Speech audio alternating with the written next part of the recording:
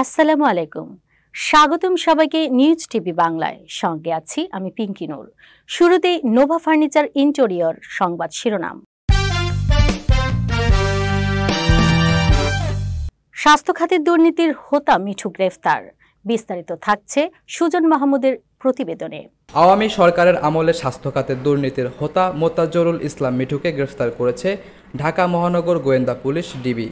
বুধবার 10 সেপ্টেম্বর দিবাগত রাতে রাজধানীর গুলশান এলাকা থেকে তাকে গ্রেফতার করা হয়।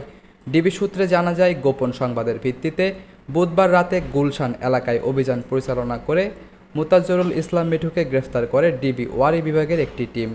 কুড়িলে শ্রমিকদের সড়ক অবরোধে যান চলাচল বন্ধ। বিস্তারিত দেখুন প্রতিবেদনে। রাজধানীর কুড়িলে বেতন ভাতার দাবিতে সড়ক অবরোধ করেছেন ইউরোজোন ফ্যাশন গার্মেন্টসের কয়েকশো শ্রমিক। কয়েকদিন আগেও তারা এই সড়ক অবরোধ করেন। বৃহস্পতিবার 11 সেপ্টেম্বর বিকেল 3টার দিকে তারা সড়ক অবরোধ করেন। ডিএমপির গুলশান ট্রাফিক বিভাগের ফেসবুক পেজে এক পোস্টের মাধ্যমে এ তথ্য জানানো হয়েছে। পোস্টে বলা হয়, বাড্ডার কুড়িলের কিছুক্ষণ আগে ইউরোজোন ফ্যাশন গার্মেন্টসের প্রায় 500 থেকে 600 কর্মী পুনরায় বেতন ভাতার দাবিতে ইনকামিং ও আউটগোয়িং রাস্তা বন্ধ করে দিয়েছে। ফলে কুড়িল থেকে বাড্ডার দিকে ও বাড্ডা থেকে কুড়িলের দিকে কোনো গাড়ি যাচ্ছে না।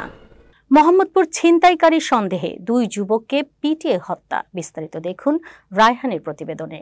রাজধানীর মোহাম্মদপুরে ছিনতাইকারী সন্দেহে 2 যুবককে পিটিয়ে হত্যার ঘটনা ঘটেছে।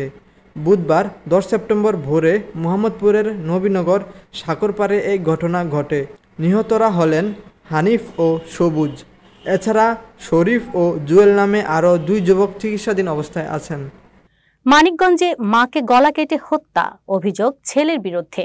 বিস্তারিত থাকছে সুজন মাহমুদের প্রতিবেদনে।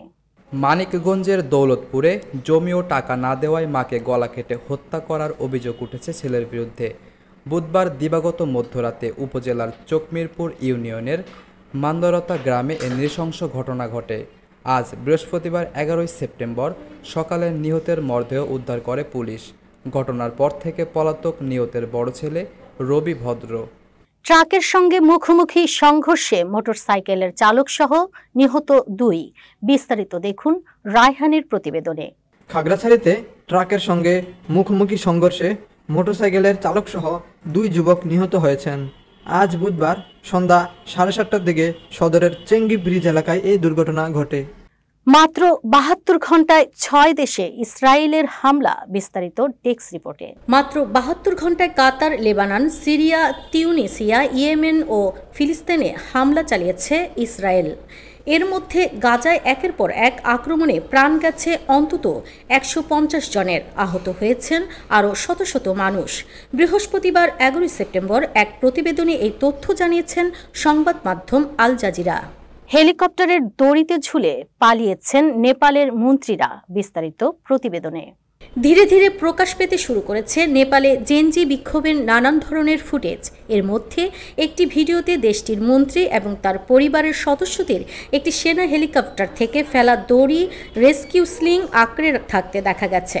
বৃহস্পতিবার 11 সেপ্টেম্বর সামাজিক মাধ্যম জুড়ে ভাইরাল এই ভিডিওটি ছড়িয়ে পড়েছে। অবশেষে নেপাল থেকে দেশে ফিরলেন ফুটবলাররা। বিস্তারিত ডেস্ক রিপোর্টে।